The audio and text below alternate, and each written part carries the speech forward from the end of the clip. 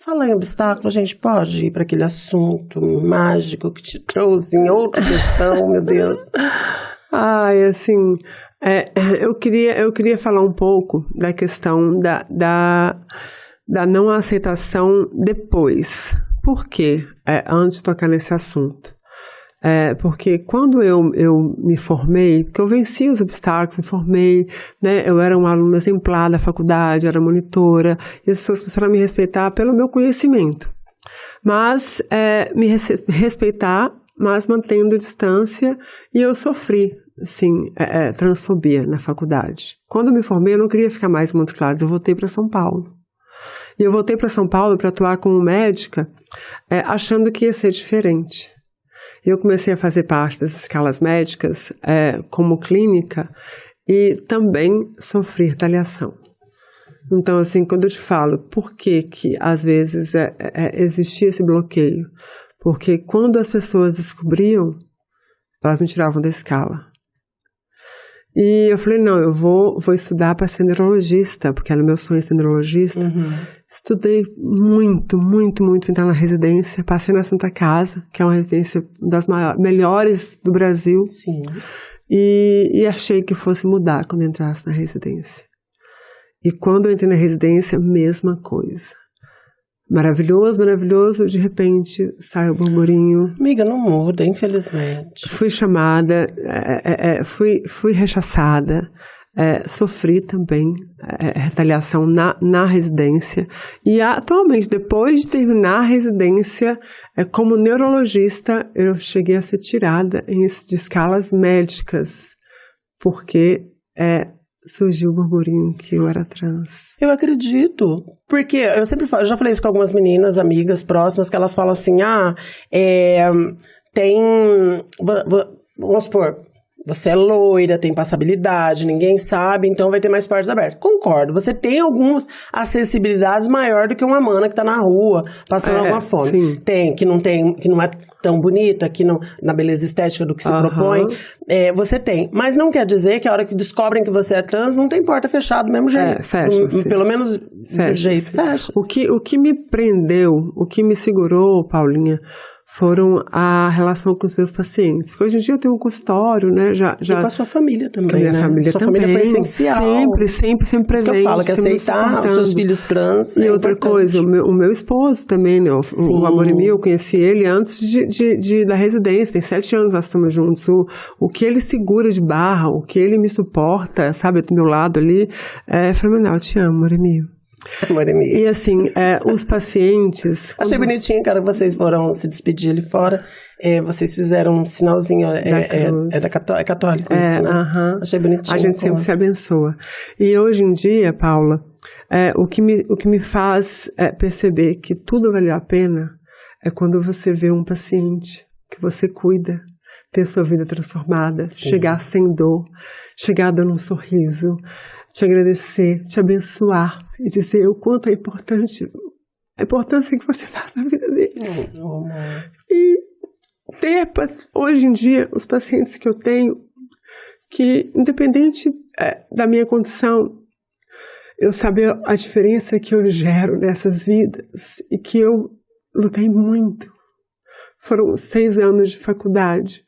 Foram 4 anos de residência, especialização. E hoje em dia, mudar uma vida, tirar uma dor, é o que me faz realmente seguir em frente.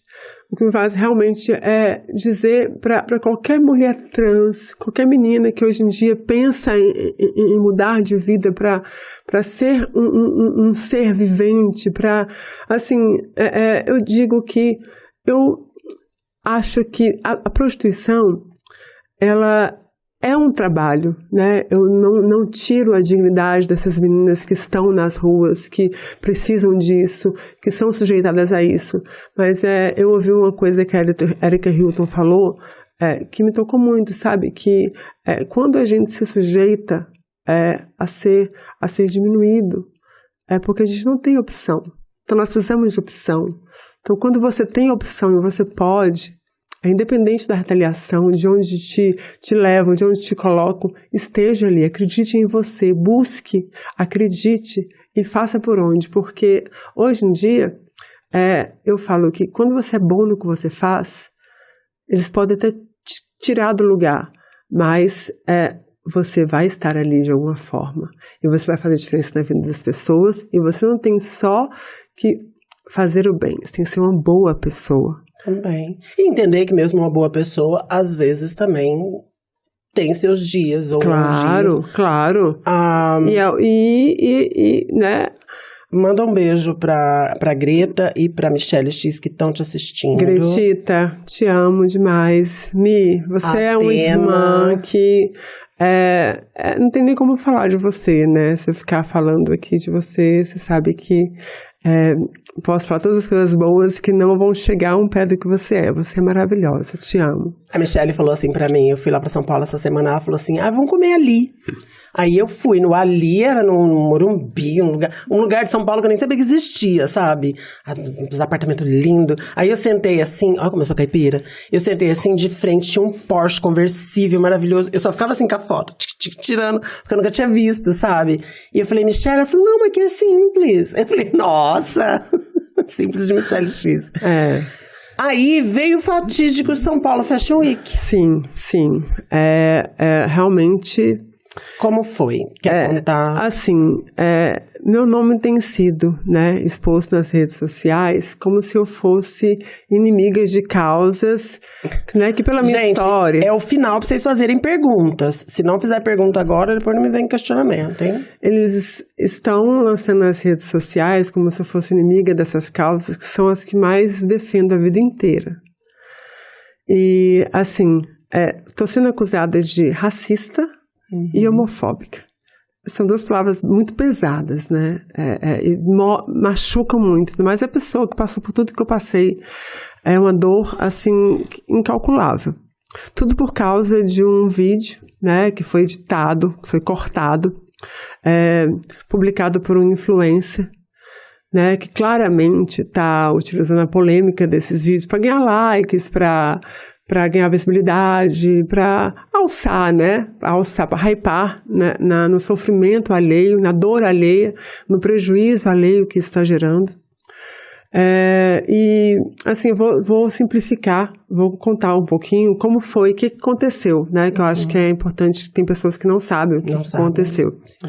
No dia 10 de abril, no dia do São Paulo Fashion Week, no desfile do Valério. Valério é da UJ. Valério é meu amigo há 30 anos. Já convidei ele para vir aqui, gostaria muito que viesse. Sabe, assim, é um amigo que, do coração, meu irmão, o Valério foi na minha formatura, sabe, como me acompanha sempre, e eu ele. Então, assim, estar ali para mim é motivo de alegria, é motivo de regozijo, motivo de arte, de respeito, sabe, é um momento único, e eu acompanho ele em todos os desfiles.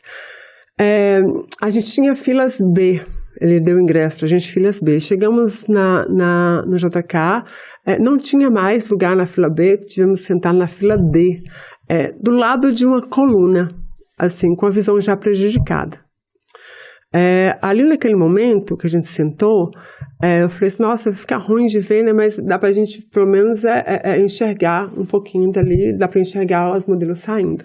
Aí para subir e ficar na nossa frente. Tinha um degraus abaixo, e eu comecei antes de ele começar, eu comecei a conversar com as pessoas.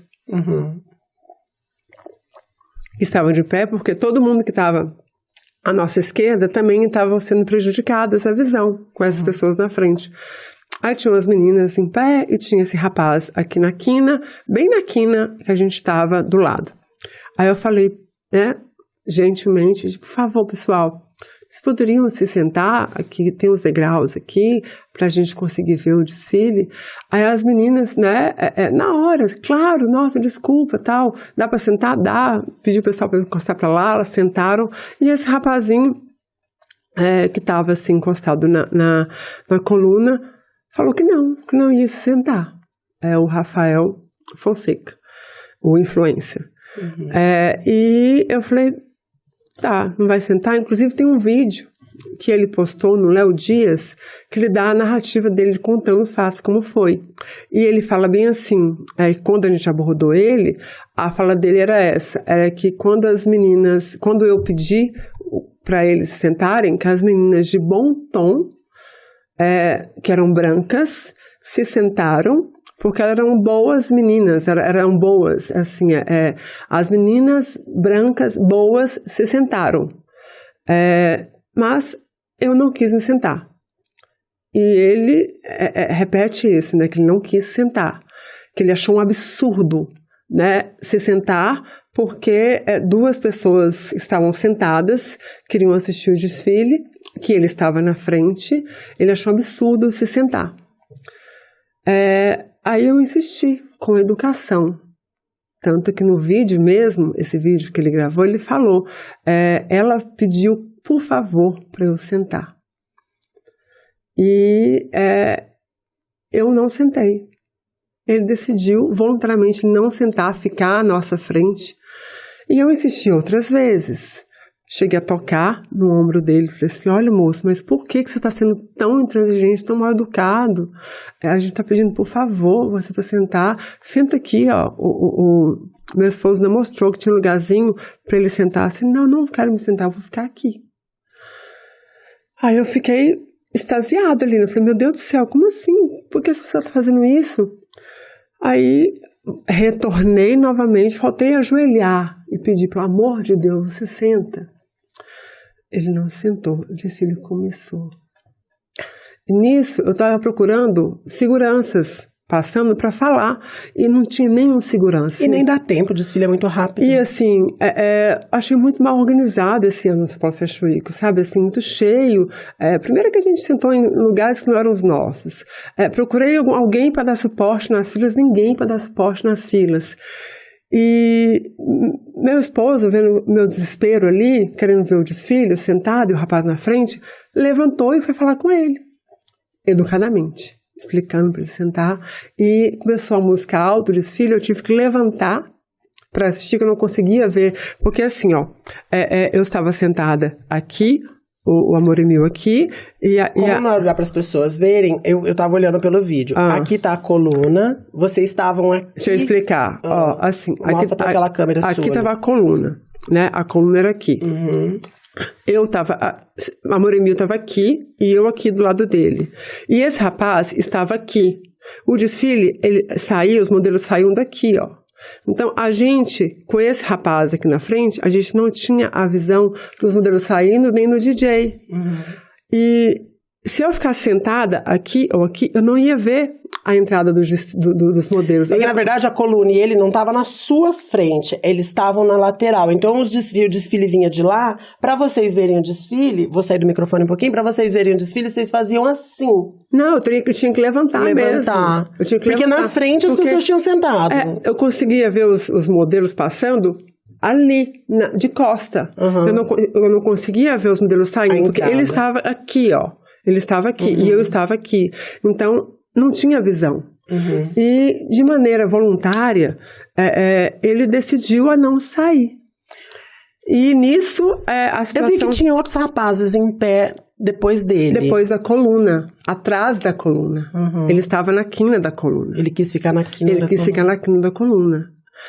E nisso, Amor é Mil começou a ficar ficou nervoso, né? Começou a falar mais grosso com ele. Falou assim, rapaz, o que é isso, meu? Você não vai sair daqui? Senta aqui, por favor. Começou a ser rígido com ele. Falou assim, olha, você vai estragar o momento, não sei o quê. E eu tive que levantar para ver o desfile. No que eu levantei, eu ouvi ele falar com Amor é Mil e olhar assim pra gente com um olhar debochado. Eu não vou sair, quero ver quem vai me tirar daqui.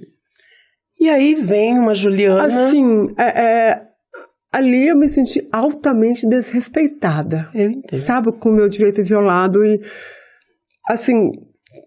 Aí passa na sua cabeça todas as histórias que passou, as transfobias, os sofrimentos. Eu não vi nada, eu não vi, Paulinho. Eu só queria que ele saísse dali. Eu ia aproveitar. Eu só queria que ele saísse dali. Aí eu empurrei ele. Aí eu empurrei ele. E é o que tá no vídeo. É o que tá no vídeo. Eu empurrei ele e falei, sai daqui, ó, senta, por favor. Você chegou a ofendê-lo? Ainda falei, viado, sai daqui, viado. Ou senta, por favor. Assim, falei viado porque É como a gente se chama, é como... Podia ser filha da puta, podia ser vai tomar no cu, podia ser caralho, podia ser... Foi o que saiu. E assim, e eu ainda falei assim, ou você senta ou você sai daqui, tô pedindo por favor. Sai daqui! E ali, assim, aí meu esposo me puxou, falou, não. Aí eu fiquei em estado de choque. Falei assim... Foi. Meu Deus... Aí eu não consegui mais curtir o desfile. Claro. Aí nisso... E o desfile acabou rapidinho, eu não vi o desfile passar. Aí nisso a gente saiu. Aí no que a gente saiu, eu ainda ouvi ele falar pra alguém assim do lado que ele foi ameaçado, que ele foi humilhado. E eu ainda falei pra mocinha do lado assim, eu falei assim, olha, eu estou completamente transtornada. Eu não sabia nem como agir, porque assim, eu fiquei envergonhada. Dizer que eu me orgulho da minha ação? Claro que não. Imagina, eu tenho vergonha da atitude que eu tive. Mas dizer que foi racismo, que foi homofobia, em que sentido? Aonde está o racismo? Aonde está a homofobia? Foi o fruto de uma situação acalorada, foi uma reação humana devido a uma sequência de desrespeito, de desprezo, que ele desprezou a gente, e ele ainda nos afrontou. Então, foi um fruto de desrespeitos, de desprezo e afronta direta. Não porque... Eu nem vi a cor dele, eu nem vi, sabe assim, eu vi que era um gay, porque ao conversar com ele eu percebi que era um gay, mas dizer que a gente teve uma ação racista e homofóbica naquele momento foi uma situação acalorada, não tem fundamento discriminatório nenhum, não teve, tanto que no outro dia eu ainda conversei com a Renata, eu pedi o contato dele. Falei, eu vou ligar, eu vou pedir desculpas pela agressão. Liguei, ele não me atendeu, mandei direct, falei com amigos, denotei a minha vergonha mesmo, quanto eu estava arrependida de ter agido daquela forma, por ter empurrado ele. Porque violência não se justifica, Paulinha. Sim. E assim, ele não aceitou. Até recentemente, eu tentei contato novamente com ele e ele começou a instilar todo este contexto, né, movimentando as redes sociais no contexto de que nós fomos racistas e homofóbicos. E isso gerou uma onda, né, de ódio, de calúnias, de difamação, de prejuízo. Chegaram a colocar nos hospitais que eu trabalho, colocar textos falando como que você mantém uma médica assim, homofóbica, racista, agressora, enfim. Eles pegaram o fragmento da minha reação, sem nenhum contexto, sem nenhuma explicação prévia, e lançaram na internet como se fosse um casal branco que não queria que uma pessoa preta estivesse ali, e como se nós estivéssemos sendo racistas e homofóbicos. E assim, é muito sério isso. Ainda mais direcionado a mim. Sabe, que tem uma história. A minha vida inteira foi levantar a bandeira. Nos anos 90, anos 2000, como, né, muitos sabem, eu fazia parte de todas as primeiras paradas de orgulho gay no Brasil inteiro, várias cidades no mundo. Eu participei, levantava a bandeira. Eu nunca fui uma pessoa discriminatória. Meus amigos, sempre tive amigos negros na infância. As pessoas que mais me acolhiam e que eu acolhia devido a me sentir mal eram as pessoas negras. Sempre a Carla, essa amiga minha, ela era negra. Ela é negra. E assim, as pessoas que eu sempre acolhi, eu tive vários namorados negros e eu nunca aceitei ninguém falar isso aqui deles. Nunca tive uma atitude racista. Recentemente, não sei se você sabe, com a Silvete Montilla, que é uma amiga preta maravilhosa, que eu amo, entre outros, Marcinho do Corinto, Dani Coach, Aloma, não existem preceitos, não tem um quê na minha história de alguém falar que eu discriminei alguém, e eu volto isso a falar em relação aos pacientes, porque o que mais me criticaram foi o fato de eu ter agredido ele e eu ser médica, neurologista e prover um atendimento humanizado. E o que aquela situação acalorada naquele momento tem a ver com toda a minha história de luta, minha formação? Se você pegar nesses 8 anos de medicina, você vai lá no CREMESP, não existe nada que desabona o meu certificado de ético profissional. E não existe nenhuma evidência no meu trato com o paciente, em todo esse tempo de trabalho, de que houve uma discriminação, de que houve um não atendimento na conformidade. Eu acolho todos com amor. E assim, mediante a exclusão que eu sofri, as retaliações que eu sofri, as portas que se fecharam, eu poderia ter tido uma resposta de ódio, poderia ter tido uma resposta de maltratar, de fazer alguma coisa, mas não, pelo contrário, eu ofereço o amor aos pacientes, a solidariedade, o atendimento acolhedor. Para mim, você poder tratar a dor do ser humano, acolher um ser humano que sofre, é uma dádiva. A minha vocação é essa. Posso opinar, já que essa conversa veio aqui? Com certeza. Mas é a minha opinião rasa, do meu ponto de vista e da minha vivência, tá?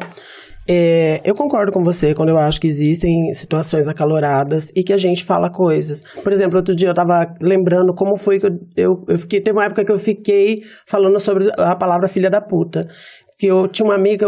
Eu gostava dele e eu amava a mãe dele, que a mãe dele me tratava muito bem. Um dia a gente brigou, eu chamei ele de filha da puta.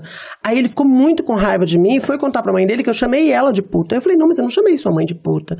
Aí ele falou, você falou filho da puta. Aí eu comecei a raciocinar, porque eu acho que eu não tô justificando nem passando pano pra você, mas alguns xingamentos já estão tão dentro da gente que a gente acaba falando. E viado, vamos combinar que é algo que a gente fala no dia a dia, por mais que foi ali, ele gravou e não sei como funciona isso, mas eu acredito que muitas pessoas acabam falando isso no dia a dia. Mas eu acho que o que pesou ali foi realmente a agressão física. A agressão física, e você tem essa noção. Sim, claro, e me arrependo. Sobre o racismo, não é nosso lugar de fala, a gente não tem noção, porque existe um racismo estrutural que acontece todos os dias, eu super entendo. Por mais que a gente tenha parentes negros, amigos negros, namorados negros, a gente nunca vai entender o racismo de forma presente. Eu sou indígena, mas ainda assim não vou entender o racismo da mesma forma, e eu compreendo. Agora, tem um ponto que eu gostaria de levantar sobre a nossa comunidade no todo. E isso, gente, não é sobre a Juliana. É sobre, eu já falei isso nos meus stories hoje, é sobre a gente levantar a pauta o tempo todo e às vezes esvaziar em algumas situações. Eu não estou falando que é o caso do Rafael. Rafael, inclusive, está aberto meu canal para você vir e contar a sua história, porque seu nome foi citado e se você quiser, entre em contato comigo e isso pode acontecer. Não é um problema. O que eu quero falar é sobre esvaziamento de pauta. Eu tenho uma amiga minha que é trans, assim como eu e assim como você. E um dia ela estava reclamando que ela não conseguia namorar. Ela é bonita, ela é passável, tudo aquilo que a gente acha que é o suficiente para relacionamentos. E ela falou, não consigo porque é transfobia. Eu falei, sim, existe transfobia estrutural, mas, amiga, eu tenho pra te falar como eu sou sua amiga, que você também é chata. Não é só sobre você ser trans, é sobre você ser chata também, né? Então, algumas coisas é sobre, e algumas coisas a gente tem que entender que não, tem que tomar cuidado do esvaziamento. Porque lá nos Estados Unidos teve eu tô com Wake Up, mas é o Woke, a agenda Woke. A agenda Woke, ela tá sendo esvaziada pelos governantes, porque a gente não pode esquecer nunca que quem governa e quem faz as leis são homens brancos, poderosos, terraplanistas e aquela coisa toda que a gente já conhece. Se a gente fica nesse teretetê entre nós aqui, eles vão falar assim, eu não vou fazer lei pra esse povo, não. Nem eles estão se entendendo, nem eles estão se comunicando. A agressão física foi vista, é terrível. O restante, quem vai avaliar é o próprio Rafael, porque nós não somos pessoas negras. Mas eu acho que tudo vai do diálogo. Eu acho que o diálogo existe. Eu não sei. Eu acho que tem coisas que dá para dialogar. A gente vai acabar perdendo os poucos direitos que conseguimos, que não são tantos, tá? Porque a gente fala assim, tem o casamento igualitário. Não é lei. O primeiro que entra lá faz igual fizeram na Itália. Tira. O nome é registro civil. Já tiraram de países de primeiro mundo lidos como intelectuais. Para tirar o nosso também em 2 minutos. Então a gente tem que tomar cuidado, a gente ficar brigando com todo mundo. Aí eu vou usar um exemplo. Pelo amor de Deus, Thaís Carla, eu te amo e gosto muito de você. Mas eu já briguei com muita gente, por causa de Thaís Carla, sobre os corpos gordos. Aí ontem ela vai e faz bariátrica. Pode fazer, tem que fazer. Tá é isso, é sobre saúde, isso. Né? É sobre saúde também. Mas quando era questionada por que você não faz, ela falava, não, eu sou saudável. Tá ótimo. Thaís, maravilhosa, te quero aqui também. Mas aí, todas as brigas que nós enfrentamos para defender um corpo que agora vai ser um corpo magro. Aí brigamos com fulana porque ela queria ser uma pessoa com um rosto diferente, que ela queria não ter uma aparência masculina ou feminina. Lutamos a vida inteira. O primeiro dinheiro que ela ganhou, feminização. Então a gente tem que tomar cuidado, porque às vezes fica esvaziando pauta, vai chegar uma hora que ninguém vai mais ouvir a gente. Eu acho que o diálogo dentro da bolha da comunidade LGBT precisa existir urgente. Porque não tá tendo diálogo dentro da nossa bolha, não vai haver fora dela. Porque o político gordão sentado, gordão no sentido poderoso, comeu bastante, porque até isso a gente tem que explicar, sentado lá com a bunda dele no trono de ouro, ele vai olhar e falar assim, deixa eu ver o que essas formiguinhas tá fazendo. Porque não pensem, e agora eu estou falando isso com vivência, não pensem que nossa bolha é gigante, que a gente acha que vai mudar o mundo. A gente vai mudar o mundo com toda certeza, mas nós não temos esse poder que a gente é 0,1% mulheres trans e 10% o resto da comunidade. A gente tem poder sim de grandes mudanças, mas se a gente ficar nesse, é viado demais, é travesti demais, é não binário demais, é preto demais, é branco demais, é gordo demais, se a gente não se juntar de verdade, porque essa história de ninguém solta a mão de ninguém, eu sei que não existe de verdade. Na época da pandemia, soltaram minha mão, empurraram e ainda puxaram o tapete. Se não fosse um ou outro, eu já cansei de falar isso. Então tá na hora da gente se juntar de verdade, verdadeira, e aí sim nós fazemos as mudanças, porque o branco lá em cima não vai mexer na política pública para nós. Eu sinto muito pelo Rafael, ele não merecia ser agredido, fosse pela Juliana, sim, fosse por quem eu me arrependo. Eu, inclusive, eu gostaria muito de conversar com ele, sabe? Sinto muito. De sentar, bater um papo e conversar e nos entender. Agora, uma coisa que eu não posso me calar, sabe, Paulinha? E que mediante todo esse prejuízo, né? Porque não é só o prejuízo social, né? É o prejuízo que nós sofremos na saúde mental e as retaliações, porque em alguns hospitais, por exemplo, eles pediram para que eu me retirasse por conta das políticas internas. Olá. Me tratando como racista e como LGBTQI-fóbica. Eu vi que muita gente fala, essa mulher bolsonarista, exato. Só porque você... Não, então assim, isso é muito sério. Agora, o que acontece? Com toda a minha história, né, com tudo que eu já passei, me chamar de racista e homofóbica, eu acho que isso sim é uma violência simbólica, se a gente analisar. Eu acho que estão trocando violência com violência. Não, é uma violência simbólica, porque assim, não se trata... Não se trata racismo, não se defende o racismo com desrespeito. E muito menos homofobia tentando cancelar uma mulher trans que passou a vida inteira tentando ter uma vida digna para agora, por conta de uma situação que não tem fundamento discriminatório, querer ser... totalmente apunhalada, porque dói muito e é difícil a gente lidar com isso. Eu vejo, porque a política do cancelamento hoje em dia se tornou uma doença eu estou estudando um pouco mais e vendo outros artigos, eu vejo quantas pessoas têm se matado. Eu acho que acabou que as pessoas descobriram que alguns cancelamentos são funcionais e devem acontecer. Se uma marca faz alguma coisa, a gente tem que... Mas agora estão cancelando a qualquer momento e aí é outro motivo de discussão. Eu sei que muita gente tá falando assim, essa discussão deveria ser feita junto com o Rafael. Eu concordo, porém, eu nem sabia que o nome dele ia ser citado. Sabia que ela ia dialogar sobre, mas sabia que ele ia ser citado. Mas está aberto, o canal está aberto. Ninguém está silenciando ninguém. Parem de problematizar tudo. Tem coisas que devem ser problematizadas, tem coisas que dá pra ter diálogo. Sim. Chama no privado, vamos dialogar, e o diálogo acontece, e aí tá aqui aberto. Esse espaço é pra todo mundo vir. Então, Rafael, você foi a pessoa agredida, você é vítima nessa situação, vem cá e a gente dialoga. Sobre o racismo, é você que vai decidir isso. Sobre a homofobia, eu acho que vocês podem dialogar porque fazem parte da mesma bolha, mas não sou eu que vou julgar isso. O canal tá aberto. Então, o pessoal que fica também tentando achar treta onde não existe. Porque eu não tô aqui passando pano pra ela, estou conversando com ela, assim como poderia estar conversando com o Rafael. Não trouxe os dois porque não há mesa de debate. E eu nem sabia que ela ia citar o nome dele. Mas já que citou, tá aberto, gente. Tá aberto o diálogo. Diálogo. Chega de brigar na internet, fulano cancela Betano. Sabe por quê? Eu vou falar uma coisa pra vocês. No final das contas, vai perder todo mundo.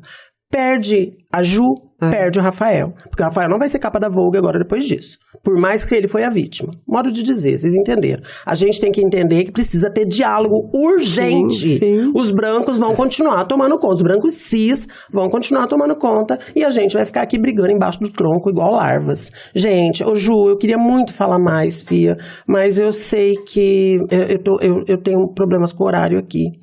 E aí a gente vai ter que ir embora. Você quer falar mais alguma coisa? Eu queria agradecer, né, imensamente a você o convite, né, que já era um convite feito. A sociedade, ela insiste em um recorte, fazer um julgamento e não leva em consideração toda a situação e prefere julgar, prefere crucificar. Eu acho que isso é histórico. Não sei se você lembra, na história, os romanos, enfim, os coliseus da vida, jogavam pessoas para brigar com leões. A gente gosta disso. A gente gosta do ódio. E outra coisa também que eu acho que as pessoas usarem a sua cor da pele, orientação de gênero, que seja, como escudo para justificar os comportamentos provocadores, afrontosos, isso, na minha opinião, não é militância, é oportunismo. Mas pode ser também. Você não citou a sua transexualidade para algumas dificuldades que você passou? Pode fazer sentido que as pessoas também utilizem das problemáticas que vivem, os recortes sociais dela. Porque, Ju, você mesma disse, tem muitas portas que se fecham quando descobre que você é trans. Então a sua pele trans também chama.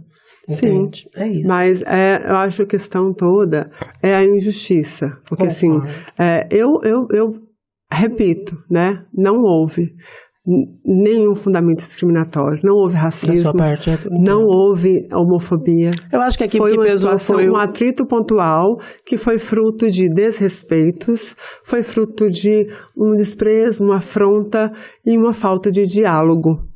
Mas eu tenho certeza que vai ter esse diálogo, porque a gente vai da sua parte, da parte dele. Eu sou totalmente aberta. Se não tiver também, gente, vamos ver como que faz, mas o importante é a gente entender que nesse balaio de gato perdeu gay, perdeu trans. Sim, porque... Quem ganhou? Eu falo pra vocês quem ganhou. O branco cis que tá lá em cima olhando pras larvas brigando. E aplaudindo. Então, assim, mais uma vez peço desculpa ao Rafael pela minha atitude. Eu jamais... Não é da minha índole ser assim. Eu não sou assim. Eu sei, eu tô vendo quanto você tá mal por isso. Sabe, eu não sou assim. E ter feito isso dessa forma me deixou muito transtornada com outras situações, porque a gente tem os nossos transtornos também, né? Tem a nossa história, pessoais. E quando você começa a ser acusada de todas as partes por pessoas que nem te conhecem. Mas a internet faz isso, tá? Eu tenho isso pra te falar. É perigoso até mas não tá só na internet. Na vida. Não, as pessoas fazem isso. Não tô falando pra você que eles colocavam pessoas pra brigar com leões. Eu tive que fechar meu consultório. Eu recebi ameaça de morte. A minha secretária não quis atender mais o telefone no meu consultório. Eu recebi ameaça de morte. Amiga, Então, assim, é muito sério que as pessoas estão Vamos dialogar, isso, gente, é importante. Né? Eu acho que tem que ter uma noção, tem que ter uma política mais rígida em relação a isso, porque as pessoas estão se matando. Não. Mas é isso. Eu acho que enquanto existir pessoas que acreditam que o cancelamento é funcional dessa forma, vai existir isso. Eu preciso ir mesmo. Obrigada. Amei sua vinda pra cá. Mesmo, de verdade, de verdade. Quando você voltar pra São Paulo, manda beijo na Michelle de língua, tá bom? Me te amo. Ju, obrigada mais uma vez. Eu que agradeço, Paulinha. Tá aberta a discussão, sim. Diálogo. Coisa de ódio aqui vai ser tudo apagado. Rafael, tá aberto pra você vir quando você quiser. Me chama em privado e o espaço é seu pra você dialogar, contar a sua história também, tá bom?